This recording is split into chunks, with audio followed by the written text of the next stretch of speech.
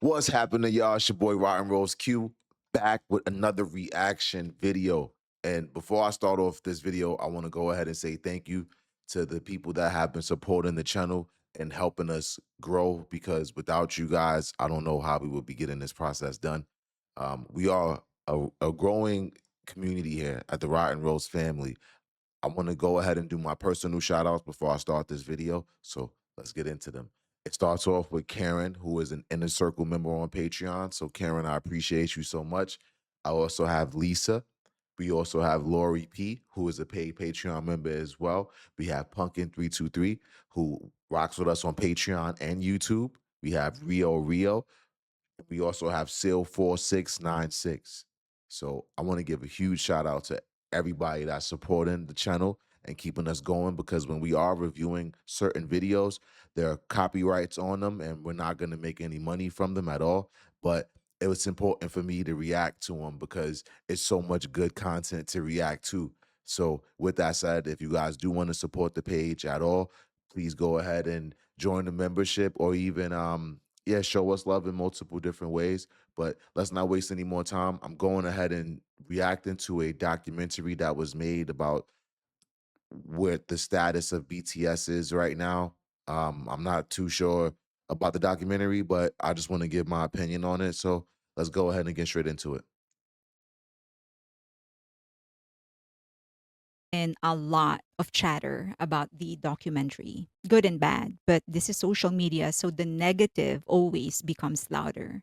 And that's such a waste because the documentary is actually a real look at BTS creating together again after years apart. And that alone has people watching closely and reacting even faster.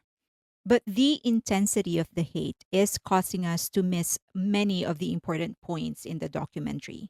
So, in the next 20 minutes, we're going to break down what this documentary actually shows, what people are misreading, what's really happening behind those moments, and why the process you're seeing matters more than any single scene.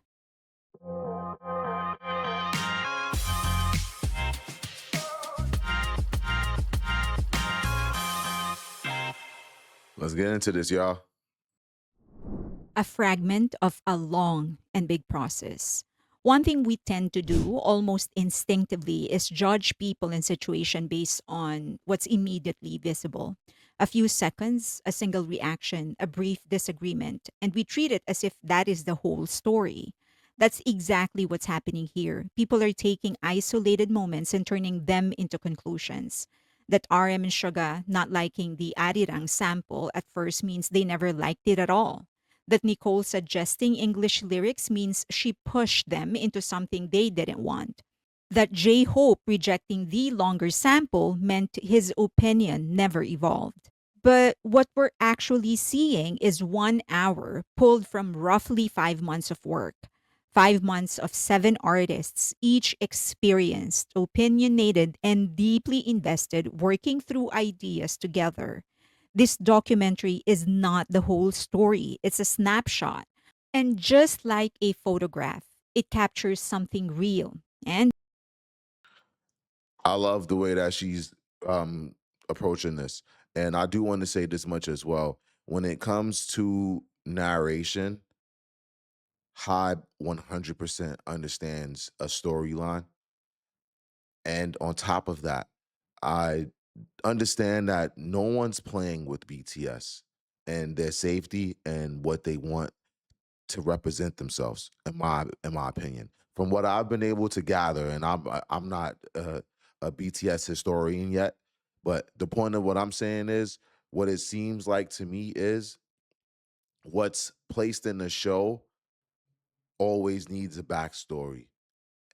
And I do believe that maybe people might be taking that RM suggested something and it wasn't just taken on camera and not people are thinking whether or not he has any type of creative control, but I think you're crazy. I think you're crazy to think he does it, um, to the point that she just said, this is a Netflix documentary of months of work, So I like where she's going so far. I want to continue this to see where we're heading. Let's keep going. important. but it never captures everything that is important. RM's take on compromise. This isn't to say that the documentary doesn't capture anything important. It's just that it doesn't capture everything. One real benefit of having a director who's an outsider, probably not even a fan at first, is the objectivity he brings, along with a certain kind of bravery. He doesn't carry the same protective instincts that an army would have, and that distance allowed him to highlight an aspect of their story that we rarely get to see. He showed the pain that comes with creation, the disappointment, the frustration, the doubts, and the compromise, and all are inevitable. RM put it simply: the longer they've been doing this, the more compromise becomes part of the process.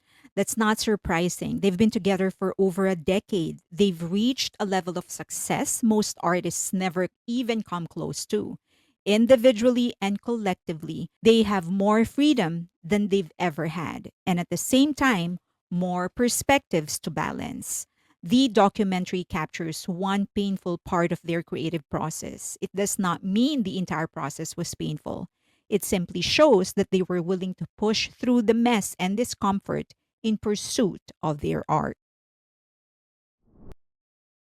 I said this on a lot of other videos before. So BTS is 7 members. That alone has to be a bit of a process. Apologize for the sound there. That alone has to be a bit of a process trying to get the best idea or trying to choose the best idea when you have 7 creative, brilliant masterminds, let alone when you think about their production team, their management team, the executive team. There's a lot of opinions that go into play when we're talking about what songs get placed on the album, where they get placed on the album, what songs get scrapped from the album.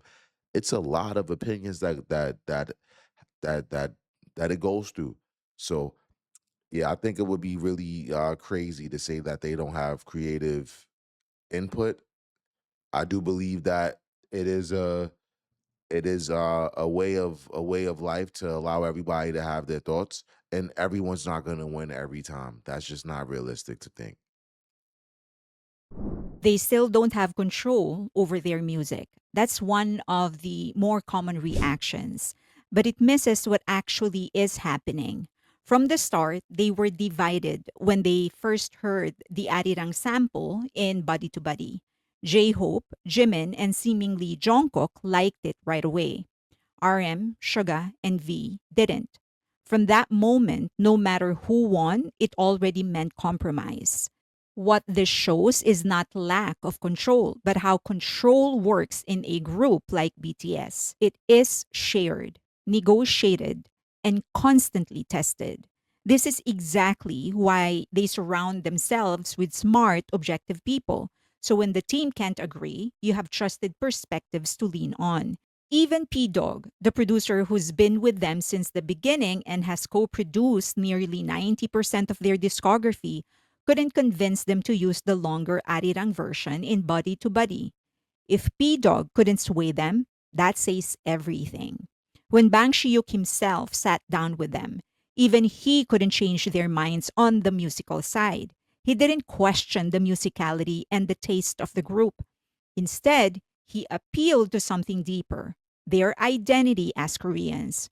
He told them that even if they sacrificed a little on their musical side, they had a rare platform: the influence, power, and global stage to highlight their cultural identity in a way few others could. If you watch it again, you'll notice that outside of J Hope, most of their hesitation wasn't that they thought the sample was inherently bad. It was concern about how armies would receive it. Bang Shiyuk understood that BTS wanted to give armies something that would truly resonate. That's why when Nicole pushed for all English lyrics to appeal to a global market, she actually didn't get her way because BTS wasn't primarily worried about going global. They were worried about staying connected to their fans. And it was only Bang who understood that perfectly. So he Yeah, I want to say, and I could be wrong. You guys let me know. I want to say it's fake outrage. Um, I believe that everyone might have had their goals of what they wanted the Arirang album to sound like in the end, but it was going to be a collective effort that was going to give you the finished product. So yeah, I don't know. I think this is more of outside hype than it is something that's affecting BTS or affecting their management team because from what I see, they look really good. They look like they're just living life for real. I even seen how some people thought that Drake was taking a shot at BTS, which I think is also another crazy statement. And I love the way that they acknowledged it, and they didn't acknowledge it in the way that they felt anyway. So I didn't think that he disrespected them at all.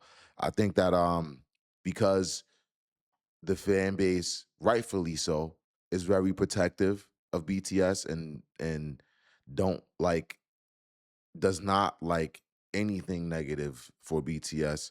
I understand why we need to check and make sure.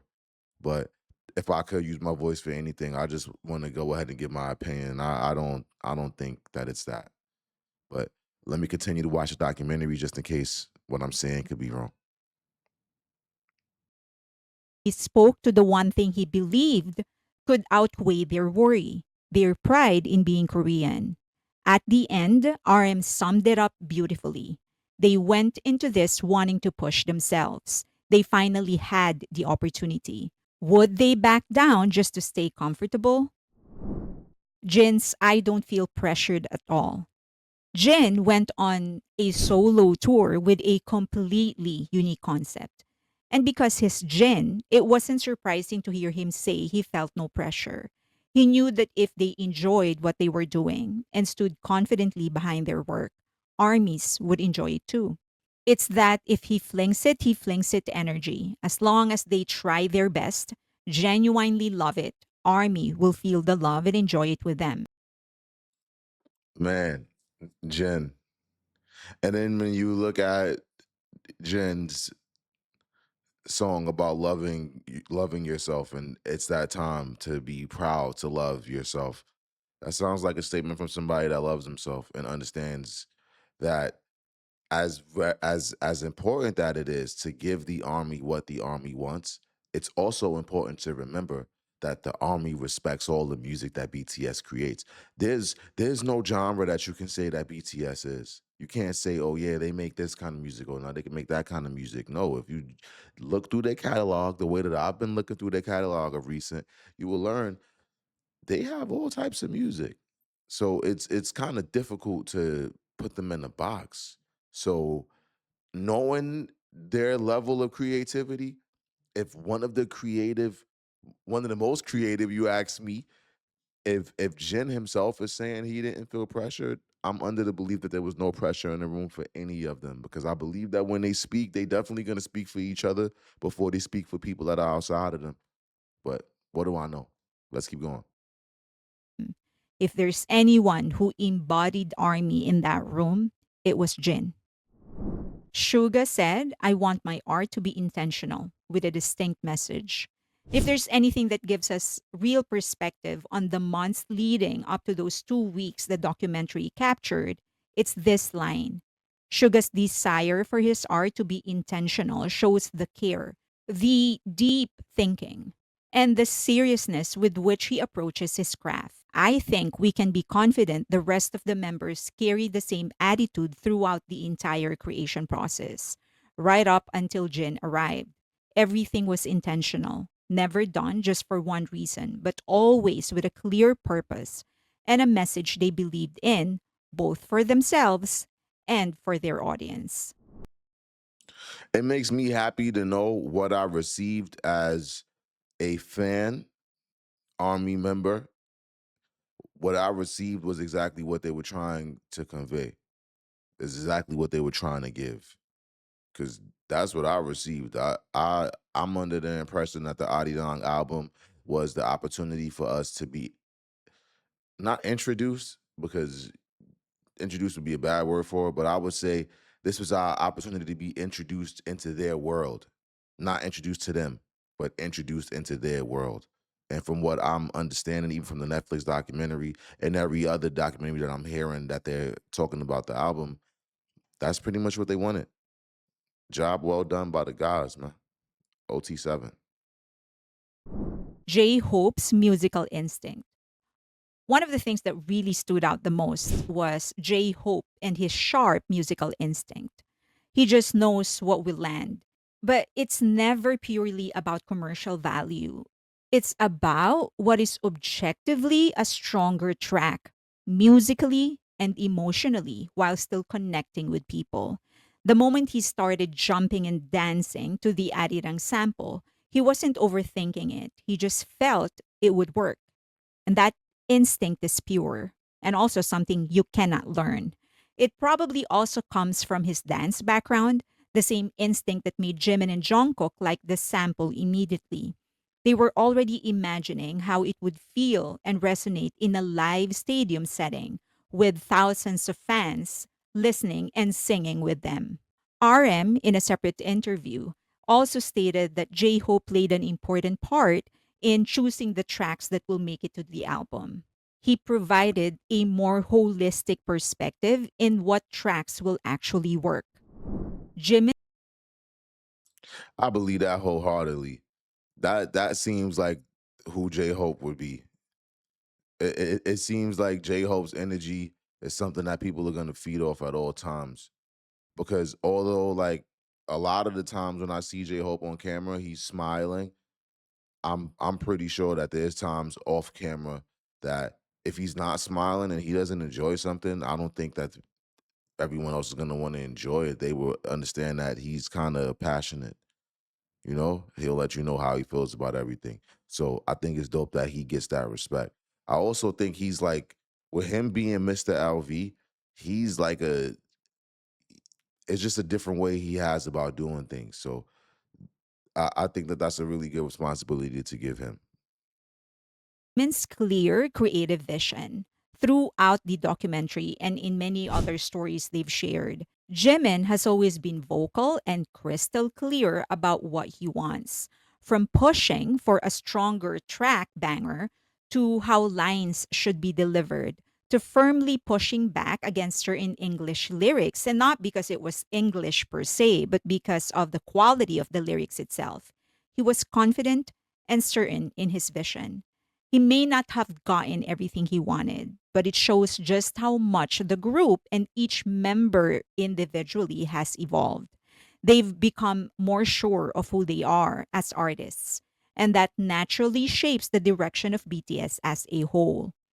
Diplo mentioned in a separate interview that many songs were cut because each member felt they represented them more as solo artists than as part of the group. It's a beautiful reminder that BTS is its own distinct entity, something bigger than any of them, where everyone contributes but no single voice dominates. Absolutely amazing.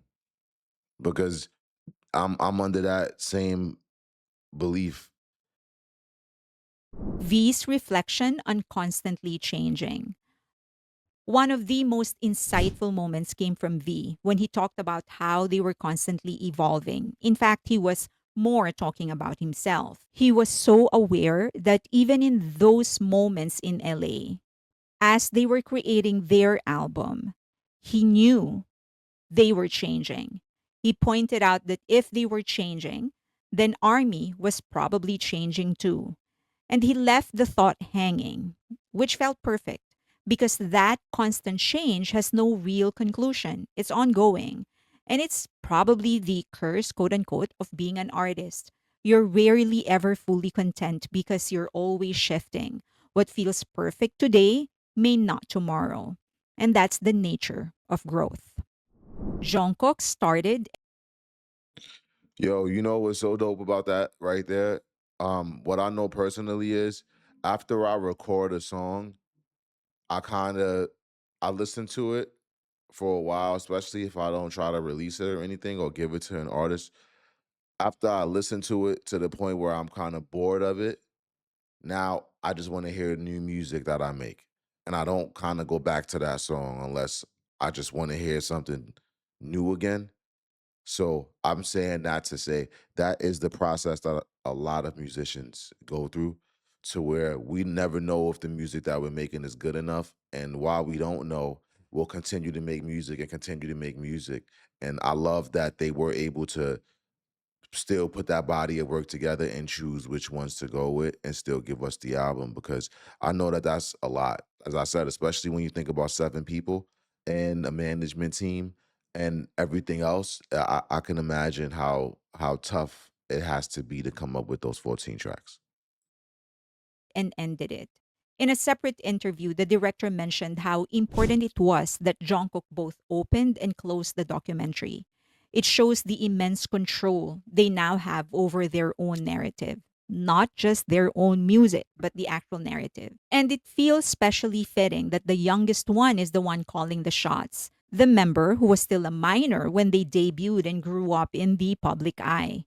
It's a powerful signal. They decide now. They decide when we get to see them, when the story starts, and when it's enough. Jungkook also delivered probably the most important line in the documentary, the one that beautifully concludes the messy process of not just making this album, but of coming back together as a band. In the pictorial, standing in the center, he said, "This is it, guys. We made it. We are back together again as seven." And that's what matters most. Because pain is inevitable. The creative process is always messy. There will always be compromises. But what truly counts is that they chose to come back together again as seven on their own terms.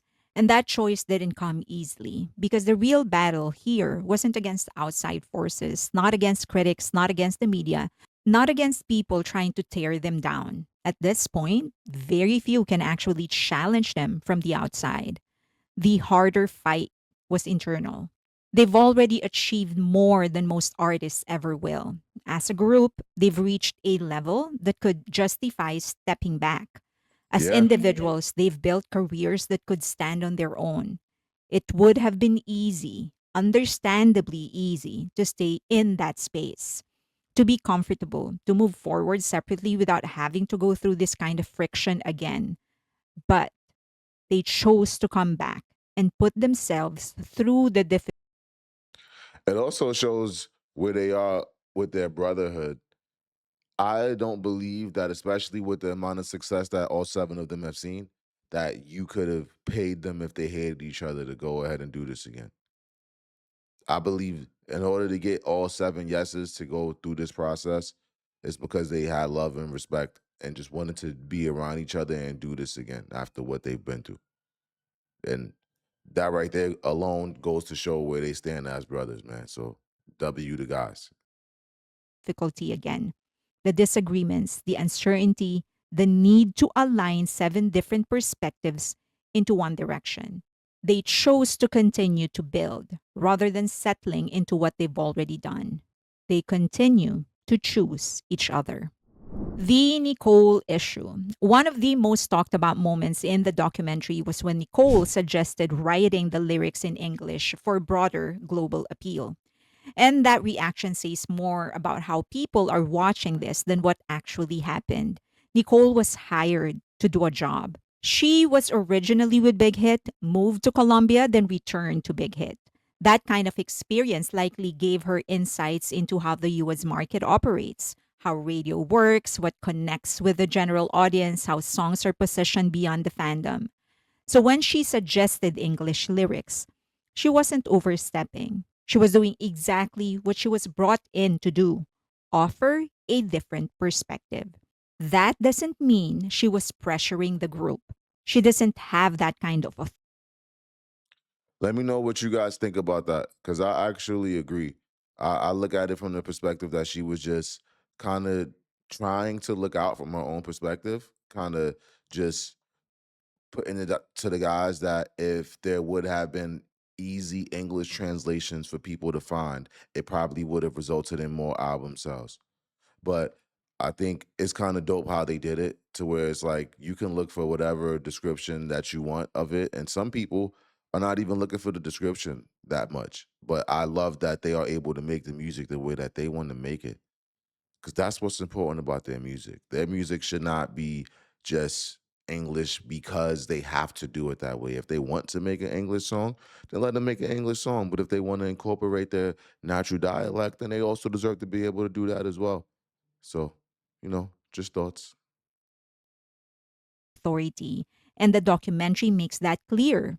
Even Bang Si-Hyuk, who has been with them from the beginning, didn't have that kind of authority. He presents ideas, he makes a case, but the final decision still rests within the group. And that's the part people are missing.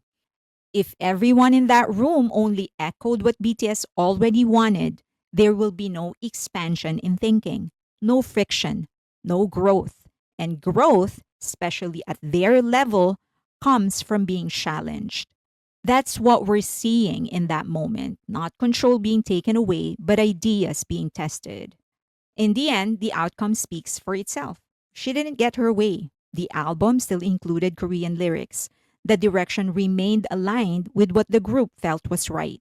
And Jimin even addressed this very clearly. His pushback wasn't about English as a language, it was about quality.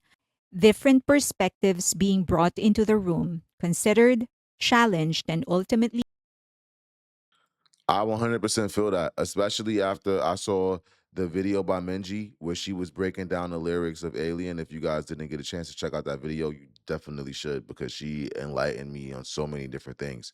I can see what Jimin is saying.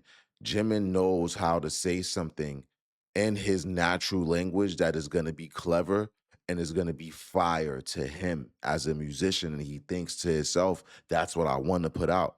I'm not going to lose out on putting a creative line together somewhere just to make the words English and the translation is crummy and not the same quality. I understand what he's saying. I'm not seeing anything wrong with what's being said at all. But if we need to translate this in different words, by all means, I'm here to help out. But come on, I don't see anything wrong here. decided on by the people who have always had the final say, BTS. Legacy in Motion. We Are Back Together as Seven perfectly captures the heart of what BTS is and what they continue to build. They are not finished. Their story is still being written, and the book is far from closed. After everything they have achieved, they are still moving forward, still creating, still evolving together. What makes this even more powerful is their clear statement that the decision to continue as a group rests entirely with them, not the label, not the industry, not even armies. It would be the seven of them who decide how long this journey lasts and what shape it takes next. Whatever else they contribute to music, to culture, to each other, and to us, it will only happen because all seven choose it together. That unity and that shared vision, that willingness to keep showing up for one another, even after all these years, is the real legacy. I think the decision to go for an outsider for a director was very intentional because he's not an army. He's not someone who's worked with BTS regularly. So there is less intention to be protective and more to tell a genuine story. And I think they perfectly executed and he reached or achieved that objective perfectly. He was able to uncover something that we don't necessarily see when it is the Hybe or big hit team that's doing the documentation. So, and it was, I I- I expected that it was going to evoke some controversial reactions because not everyone would understand that a creative process is actually messy. But one of the best things that you can actually do is to watch the notes because that's the latest, right? The entire creation of the album is what 6 months long, but the and they evolve. Their thinking evolves. Their thinking evolves, and their disposition evolves.